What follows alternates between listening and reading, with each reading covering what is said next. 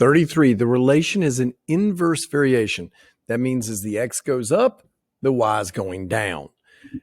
A direct variation is always going to be as x goes up, y goes up, or as x goes down, y goes down. They go in the same direction. But in inverse, they're going in opposite ways.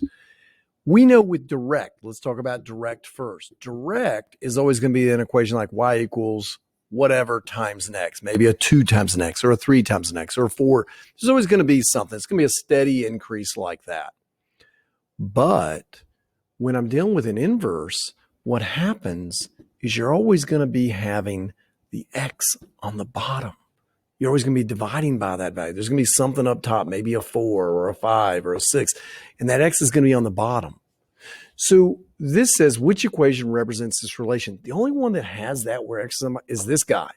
So I'm going to start with that guy and see which, if I plug these values in, it should be true. Well, let's do it.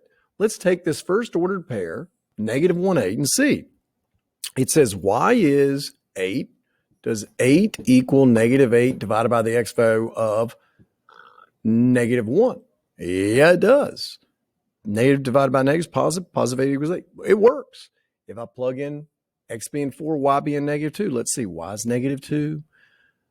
-8 divided by the x value. The x value is a 4. Is -8 divided by 4 -2? Yes. And finally, if we plug that in, plug in y being 4, x is -2. X is -2. Is that true? Yes, yes, and yes. So even if you didn't know what to look for, which again, inverse, you're always going to be dividing by the x value, you would be able to plug these points into him and see they don't work. Here they don't work. Here they don't work. They're not all those points are going to work. They might have one point that works, but not all three of them. Only the one that all three works for is choice D.